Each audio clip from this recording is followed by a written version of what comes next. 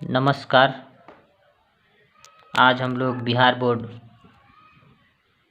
Class 10th का जो हिंदी का पाठ्य पुस्तक है उसको हम लोग अध्ययन करेंगे।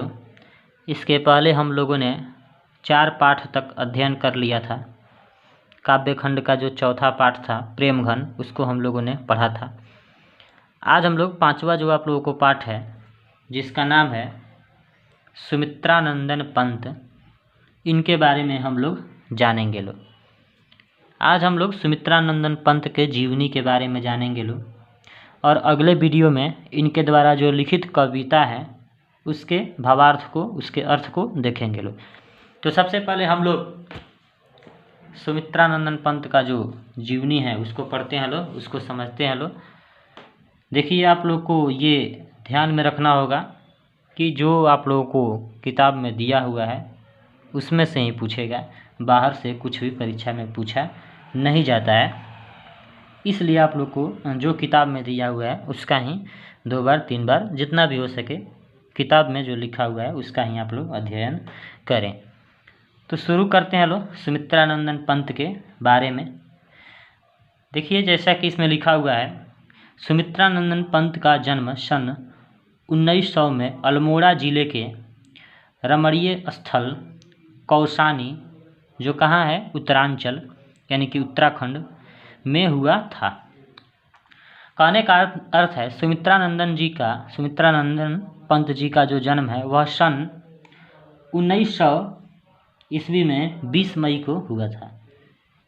20 मई इसमें नहीं दिया हुआ है, लेकिन आप लोग जान लीजिए कि सुमित्रानंदन पंत जी जो हैं उनका जन्म 20 मई को 1900 ईस्वी में अल्मोड़ा जिले के रमणीय स्थल, रमणीय का मतलब होता है रमण करने योग्य, घूमने योग्य, यानी कि सुंदर जगह, मन को मोहित करने वाला स्थल, मन को मोहित करने वाला स्थल, जिसका नाम क्या है, कौसानी,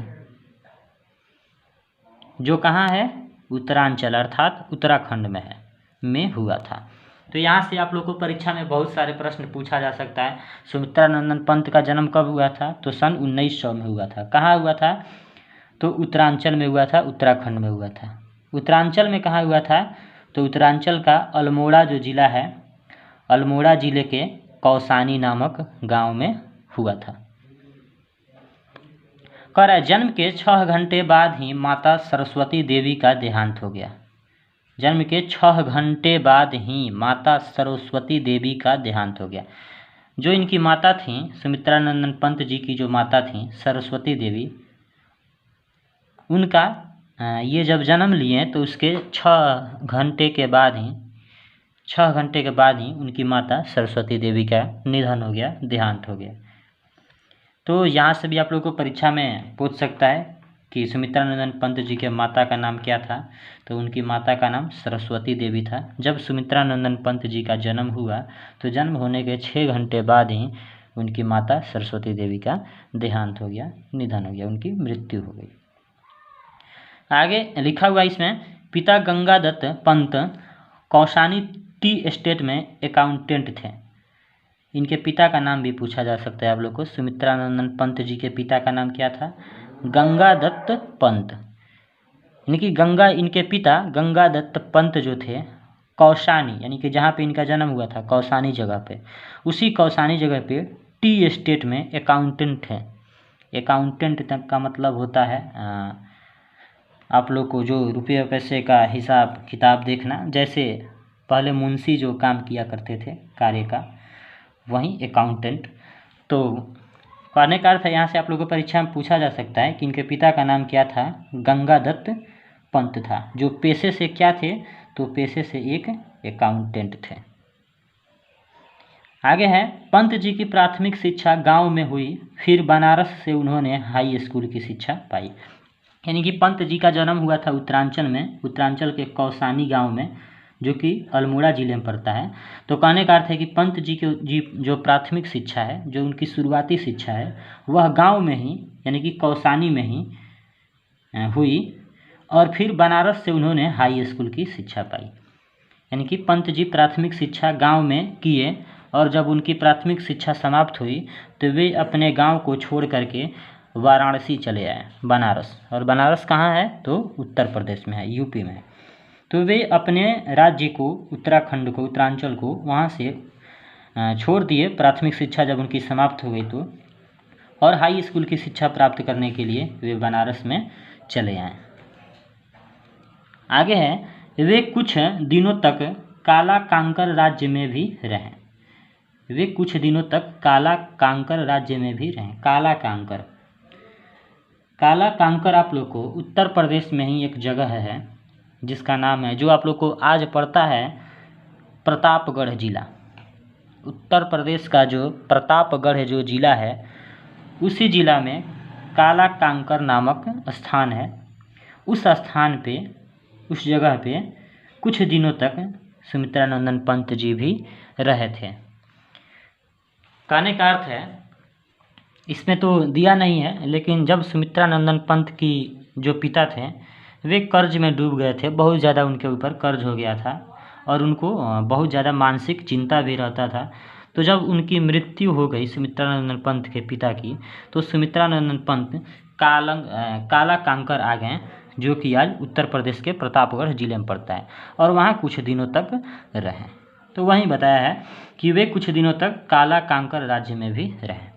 आगे आते हैं, उसके बाद आजीवन वे इलाहाबाद में रहे, यानी कि काला कांकर को वहाँ पे फिर छोड़े, और उसके बाद आजीवन यानी कि जीवन भर, जब तक उनकी मृत्यु नहीं हुई तब तक वे कहाँ रहे? इलाहाबाद में रहे, यानी कि उत्तर प्रदेश में ही ये भी आप लोग को पड़ता है। तो इसको आप लोग समझ चुके होंगे लोग। सुमित्रानंदन पंत जी का जो जन्म है 1900 ईस्वी में हुआ था, उत्तरांचल में हुआ था। इनका जब जन्म हुआ तो 6 घंटे बाद ही इनकी माता सरस्वती देवी का देहांत हो गया। इनके पिता गंगादत्त पंत जो थे वो पेशे से अकाउंटेंट थे। पंत जी की जो प्राथमिक शिक्षा है गांव में संपन्न हुई। फिर ये प्राथमिक शिक्षा जब समाप्त हो गया तो गांव को छोड़ दिए और बनारस आ गए, और बनारस से इन्होंने हाई स्कूल की शिक्षा प्राप्त की। उसके बाद फिर उस जगह को ये छोड़ें और इलाहाबाद में रहने लगे, और आजीवन तक इलाहाबाद में ही रहे, यानी कि जब तक उनकी निधन नहीं हुई, मौत नहीं हुई, तब तक वे इलाहाबाद में ही रहे। तो यहाँ पे दिया हुआ है 29 दिसंबर 1977 ईस्वी में उनका निधन हो गया। इलाहाबाद में ही हुआ था। तो 29 दिसंबर 1977 ईस्वी में उनका निधन हो गया, उनकी मृत्यु हो गई। किनकी? सुमित्रानंदन पंत की। तो ये भी आप लोगों से परीक्षा में पूछा जा सकता है कि सुमित्रानंदन पंत की मृत्यु, उनका देहांत, उनका निधन कब हुआ था? तो उनका निधन जो है, उनकी जो मृत्यु है वो 29 दिसंबर 1977 ईस्वी को हुआ था। आगे यहाँ पे दिया जा रहा है, पंत जी का आरंभिक काव्य प्रकृति प्रेम और शिशु सुलभ जिज्ञासा को लेकर प्रकट हुआ है। कहने का अर्थ है, पंत जी कोई आरंभिक काव्य, पंत जी का आरंभिक काव्य। आरंभिक काव्य का मतलब होता है शुरू का काव्य, जब उन्होंने कविताएं लिखना शुरू की।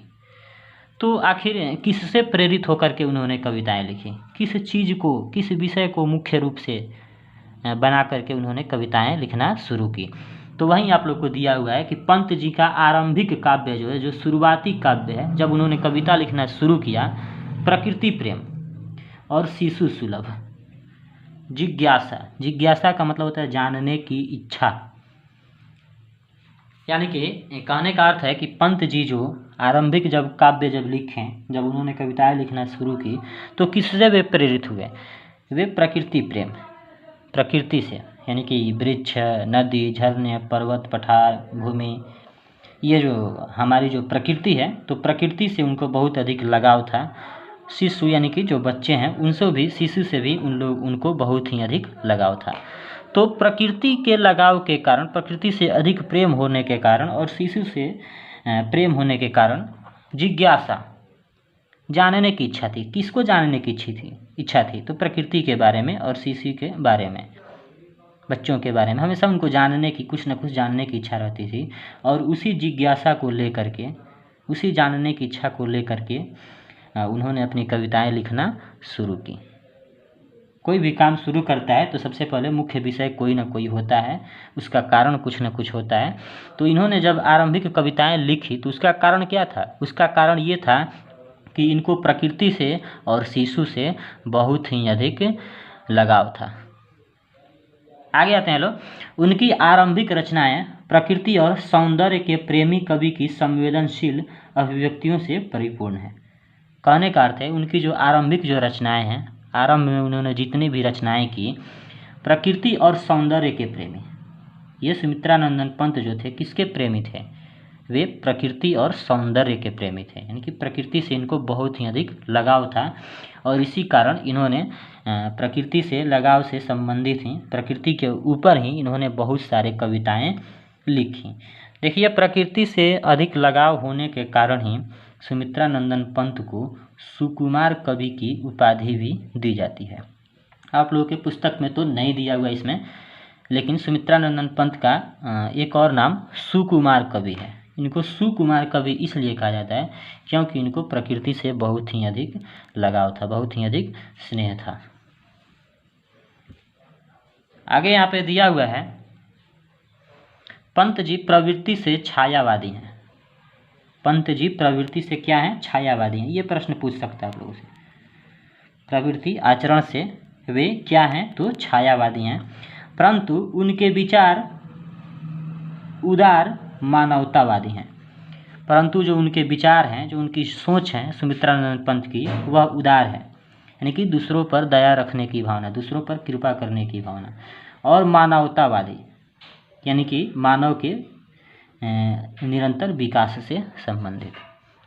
पंत जी प्रवृत्ति से छायावादी थे, परंतु जो उनके विचार था, जो उनका सोच था, वह उदार था, यानी कि दूसरों पर कृपा वे हमेशा करते रहते थे, और मानवतावादी थे वे। कहने का अर्थ है कि मानव के विकास में वह अपना विकास समझते थे, यानी कि मानव के विकास को ही वह एक अच्छा मार्ग समझते थे, यानी कि मानव के विकास में वह विश्वास रखते थे। तो परीक्षा में पूछ सकता है पंत जी प्रवृत्ति से कैसे कवि हैं? छायावादी कवि, आधुनिकवादी कवि। तो आप लोग को यहाँ से ध्यान रखना होगा कि जो पंत जी हैं वे प्रवृत्ति से छायावादी कवि हैं। आगे आते हैं लोग। उन्होंने प्रसाद और निराला के समान छंदों और शब्द योजना में नवीन प्रयोग किए। प्रसाद ये किसका नाम है? ये एक हिंदी के बहुत बड़े विद्वान हैं जिनका नाम आप लोग को है जयशंकर प्रसाद। इनका पूरा नाम है जयशंकर प्रसाद। और निराला जी जो हैं उनका पूरा नाम है आप लोगों को सूर्यकांत त्रिपाठी निराला। निराला जी ये इनकी उपाधि है, इनका पूरा नाम है सूर्यकांत त्रिपाठी। तो जयशंकर प्रसाद और सूर्यकांत त्रिपाठी निराला के समान, यानी कि उन्हीं कवियों के समान छंद शब्द योजना, यानी कि शब्दों को योजन करना, नवीन प्रयोग किए, अर्थात नए नए प्रयोग किए। कहने का अर्थ है उन्होंने जयशंकर प्रसाद और सूर्यकांत त्रिपाठी निराला के समान छंदों में और शब्द योजना में नए नए प्रयोग किए। छंद किसी भी कविता जो होता है उसको छंदों में लिखा जाता है, तो छंद में और जो शब्द योजन करने का जो उनका तरीका था, शब्दों को एकत्रित करने का जो तरीका था, जोड़ने का जो तरीका था, उसमें नए नए प्रयोग इन्होंने किए। ये सभी पंक्ति उतना महत्वपूर्ण है नहीं, जिसको महत्वपूर्ण है उसको आप लोग को दोहरा दिया जाएगा, बता दिया जाएगा। यहाँ पे फिर लिख रहा है पंत जी की प्रतिभा कलात्मक सूझ से संपन्न है, अतः उनकी रचनाओं में एक विलक्षण मृदुता और सौष्ठव मिलता है। पंत जी की जो प्रतिभा है, पंत जी की जो प्रतिभा है वह कलात्मक सूझबूझ से संपन्न है, यानी कि पंत जी की प्रतिभा कलात्मक सूझबूझ से क्या है? संपन्न है। अतः उनकी रचनाओं में, इसीलिए उनकी रचनाओं में एक विलक्षण मृदुता का मतलब होता है कोमलता, एक अनोखी कोमलता, सौष्ठव का मतलब होता है सुंदरता। कहने का अर्थ है जो पंत जी जो थे वो प्रतिभावान थे, कुशलवान थे, वे कुशल व्यक्ति थे, उसीलिए उनकी जो कला की दृष्टि से वे क्या थे? संपन्न थे। यहाँ पे लिखा हुआ है कि पंत जी की प्रतिभा कलात्मक सूझबूझ से संपन्न है, इसलिए उनकी रचनाओं में एक अनोखी कोमलता और सुंदरता देखने को मिलती है। यानी कि उन्होंने जितनी भी कविताएं लिखी हैं सभी की सभी कविताओं में एक अनोखी कोमलता और एक अनोखी सुंदरता मिलता है। आगे जो महत्वपूर्ण पंक्ति है उसको हम लोग देख रहे हैं। यहाँ पे है, वे प्रारंभ से प्रकृति सौंदर्य से अभिभूत हुए। सुमित्रानंदन पंत जो हैं प्रारंभ से यानी कि आरंभ से, शुरुआती दौर से ही प्रकृति सौंदर्य से अभिभूत हुए। अभिभूत का मतलब होता है प्रभावित होना। देखिए ये दिखाई भी नहीं दे रहा है, इसको ऊपर किया जाए।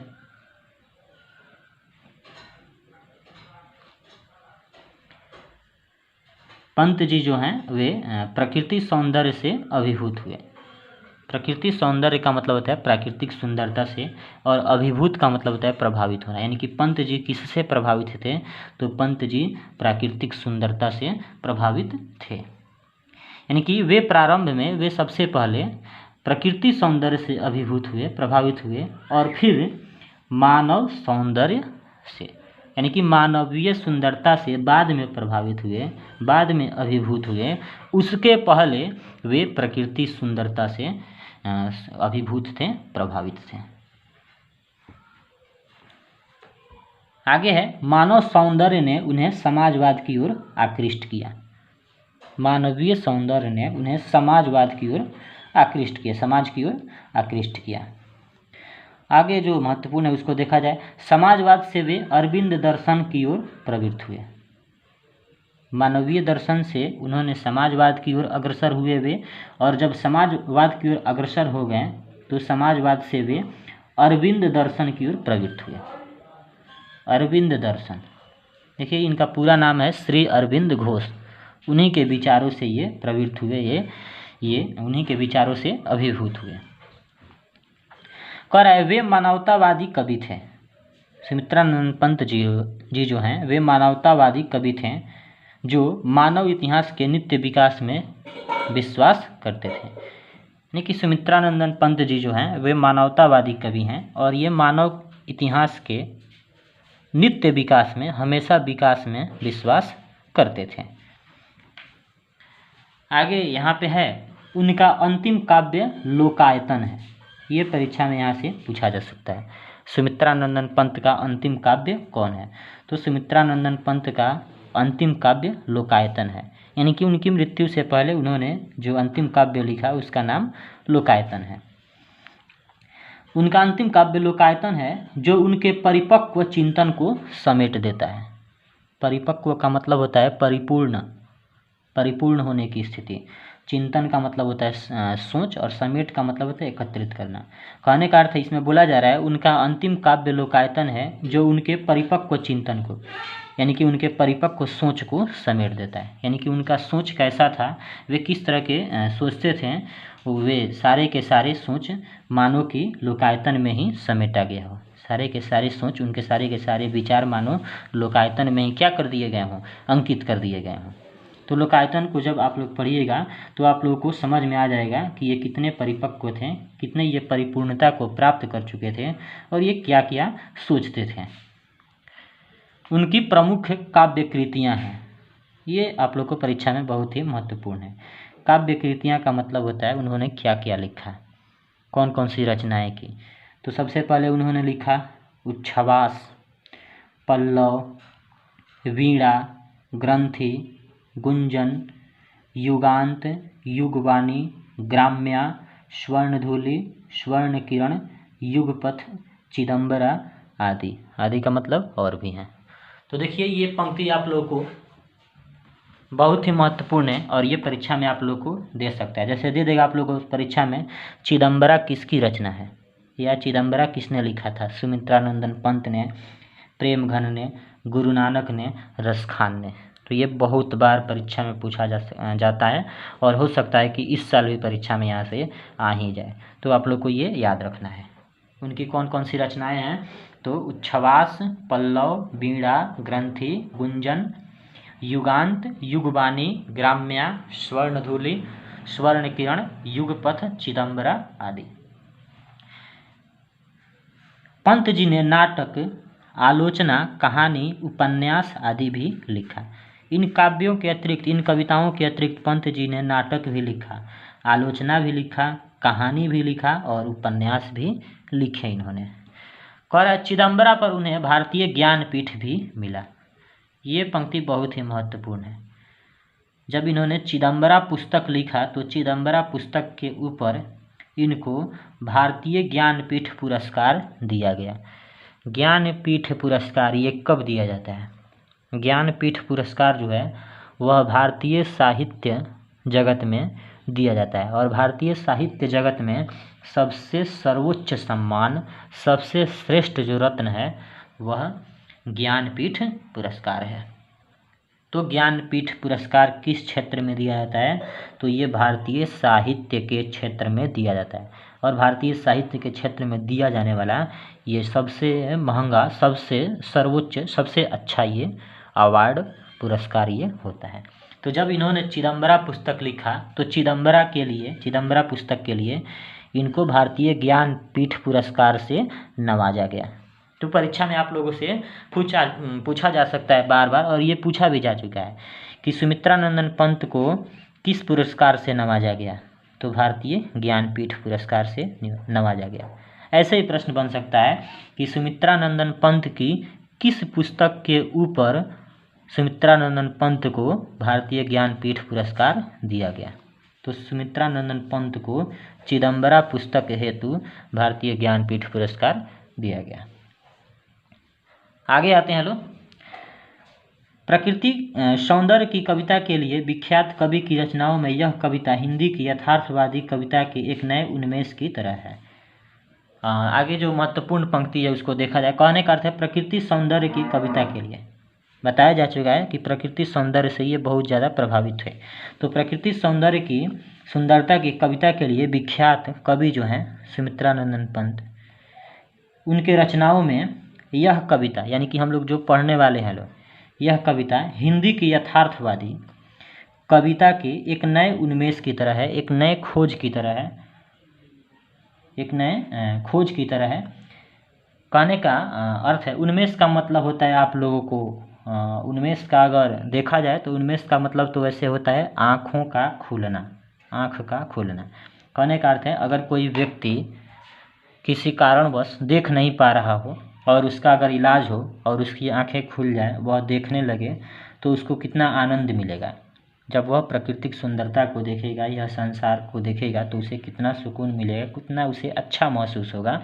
उसी को कहा जा रहा है कि जब आप लोग इस कविता को पढ़िएगा जो आप लोगों को किताब में दिया हुआ है, तो जब आप लोग इस कविता को पढ़िएगा तो आप लोगों को ऐसा लगेगा कि इसके पहले हिंदी की जितनी भी कविताएं हैं प्रकृति से संबंधित, वे सारे के सारे इसके आगे फीके हैं। तो प्रकृति सौंदर्य, प्रकृति सुंदरता की कविता के लिए विख्यात कवि जो सुमित्रानंदन जो पंत हैं, उनकी सभी रचनाओं में यह जो कविता है जो हम लोग पढ़ने जा रहे हैं लोग, वह सभी कविताओं में नए उन्मेष की तरह है। आगे बढ़ते हैं लोग। प्रख्यात छायावाद कवि सुमित्रानंदन पंत की यह प्रसिद्ध कविता उनकी कविताओं के संग्रह ग्राम्या से संकलित है। ये पंक्ति महत्वपूर्ण है। ये जो कविता हम लोग को आगे चल करके पढ़ना है, ये कहाँ से लिया गया है? इनकी रचना बताएगा ना। उच्छ्वास है, पल्लव है, वीणा है, ग्रंथि है, गुंजन है, ग्राम्य है, मतलब आदि आदि हैं। तो ये जो हम लोग को कविता पढ़ना है, ये कहाँ से लिया गया है? तो यही बताया जा रहा है कि ये जो हम लोग को कविता जो पढ़ना है वो ग्राम्या से लिया गया है। ग्राम्या नामक रचना जो इन्होंने की है, जो पुस्तक जो है, उसी ग्राम्या से आप लोग को ये कविता लिया गया है। तो समझ गए इसको। प्रख्यात छायावाद कवि सुमित्रानंदन पंत की यह प्रसिद्ध कविता जो है वह उनकी कविताओं के संग्रह ग्राम्या से लिया गया है। तो ये परीक्षा में आप लोगों से पूछ सकता है कि भारत माता ग्रामवासिनी कहाँ से लिया गया है? ग्राम्या से, स्वर्णधूलि से, स्वर्ण किरण से, युगपथ से। तो हम लोग जो कविता को पढ़ने वाले हैं वो ग्राम्या संग्रह से लिया गया है। आगे आते हैं लोग। अतीत के गरिमा गान द्वारा अब तक भारत का ऐसा चित्र खींचा गया था जो ऐतिहासिक चाहे जितना रहा हो, वर्तमान को देखते हुए वास्तविक प्रतीत नहीं होता था। कहने का अर्थ है अतीत के गरिमा गान, गरिमा का मतलब होता है महिमा, यानी कि भारतीय अतीत का मतलब होता है जो बीत गया हो। तो कहने का अर्थ है कि अतीत में अगर देखा जाए, भारत के अगर इतिहास में देखा जाए, तो भारत के इतिहास की जो गरिमा है, जो महिमा है, उसी को बताया जा रहा है। यानी कि अतीत के गरिमा गान द्वारा, अतीत की महिमा गान द्वारा अब तक भारत का ऐसा चित्र खींचा गया था अब तक भारत का ऐसा चित्र खींचा गया था जो ऐतिहासिक चाहे जितना रहा हो, वर्तमान को देखते हुए वास्तविक प्रतीत नहीं होता था। कहने का अर्थ है जैसे अतीत में आप लोग बताया जाता है आप लोगों से आज कि भारत सोने की चिड़िया थी, भारत की सभ्यता संस्कृति बहुत ही महान थी, ऐसी थी वैसी थी, ऐसे बहुत सारी बातें आप लोगों को भारत के संबंध में सुनने को मिलते हैं। लेकिन अगर वर्तमान स्थिति को अगर देखा जाए, वर्तमान स्थिति को अगर हम लोग देखें कि भारत सोने की चिड़िया मतलब थी, आज भी अगर ऐसा है तो ये ऐसा प्रतीत आप लोग को नहीं होगा, यानी कि लगेगा आप लोग को सब का सब ये आडंबर है। तो वहीं कहने का अर्थ है कि पहले के जितने कवियों ने लिखा वह इतिहास की गरिमा, इतिहास की महिमा का वर्णन किया, लेकिन ये जो लिखे हैं सुमित्रानंदन पंत, ये इतिहास की गरिमा के साथ साथ ये बताते हैं कि इतिहास जो था जैसा था वो अब ऐसा नहीं रहा, इनकी वास्तव में अब ऐसा प्रतीत नहीं होता है जैसे पहले प्रतीत होता था। समझ गए होंगे लोग। तो वहीं कह रहा है कि अतीत की महिमा का, अतीत की गरिमा का गान द्वारा अब तक भारत का ऐसा चित्र खींचा गया था जो ऐतिहासिक चाहे भले हो, यानी कि इतिहास से संबंधित चाहे जितना रहा हो, वर्तमान में अगर देखा जाए तो वास्तविक प्रतीत, वो सच्ची प्रतीत नहीं होगा। धन, वैभव, शिक्षा, संस्कृति, जीवन शैली आदि तमाम दृष्टियों से पिछड़ा हुआ, धुंधला और मटमैला दिखाई पड़ता यह देश हमारा वही भारत है जो अतीत में कभी सभ्य, सुसंस्कृत, ज्ञानी और वैभवशाली रहा था। कभी कह रहे हैं धन वैभव से परिपूर्ण, शिक्षा संस्कृति से परिपूर्ण, जीवन शैली आदि तमाम दृष्टियों से जो पहले संपन्न था अब वो पिछड़ा हुआ, यानी कि अब वो पिछड़ गया है, धुंधला हो गया है, मटमैला दिखाई पड़ता। यह जो हमारा भारत देश है वही भारत है जो अतीत में कभी, यानी कि जो पहले कभी सभ्य था, सुसंस्कृत, संस्कृत का जानकार था, ज्ञानी था और वैभवशाली था। कहने का अर्थ है धन वैभव की दृष्टि से, शिक्षा संस्कृति की दृष्टि से, जीवन शैली की दृष्टि से आदि तमाम दृष्टियों से पिछड़ा हुआ, धुंधला और मटमैला दिखाई देने वाला यह जो हमारा भारत है वही भारत है जो पहले कभी सभ्य हुआ करता था, सुसंस्कृत हुआ करता था, ज्ञानी हुआ करता था और वैभवशाली हुआ करता था। लेकिन आज वैसी स्थिति नहीं है, आज यह धुंधला हो गया है, मटमैला हो गया है और बहुत ही पिछड़ा हो गया है। कवि यहाँ इसी भारत का यथातथ्य चित्र प्रस्तुत करता है, यानी कि जो हमारा जो भारत है वह पिछड़ा हुआ है, धुंधला हो गया है, मटमैला हो गया है। कहने का अर्थ है पहले जैसा इसका इतिहास अब नहीं रहा, यह पिछड़ गया है। इसी का चित्र जो है इस कविता में आप लोगों को कवि आप लोगों के समक्ष रखेंगे। कवि के कहने का अर्थ है कि आज जैसी भारत की स्थिति है, जो आज भारत की स्थिति है, दयनीय स्थिति, गरीबी से परिपूर्ण स्थिति, वही वास्तविक स्थिति को ये दिखाने का काम इस कविता में करेंगे। ये नहीं कि झूठ में खूब बड़ाई कर दें कि भारत की सभ्यता ऐसी थी वैसी थी, ये था वो था, ऐसा ये कुछ नहीं कहने जा रहे हैं। आज की जो गरीबी है, आज जो पिछड़ा हुआ जो भारत है, धुंधला भारत है, मटमैला भारत है, उसी का चित्र ये प्रस्तुत आप लोगों को करेंगे, यानी कि वर्तमान स्थिति का वर्णन हम लोगों के समक्ष ये अपनी कविताओं में करेंगे। तो इस वीडियो को यहीं पे अंत किया जाए। वैसे भी ये वीडियो अब तक का हिंदी का सबसे लंबा वीडियो हो चुका है, क्योंकि ये ज़्यादा था। आप लोगों को जिस पंक्ति को बताया गया है जो महत्वपूर्ण है उसको थोड़ा ज़्यादा ध्यान दीजिएगा। इस वीडियो को यहीं पे अंत किया जाए। तब तक के लिए राम राम।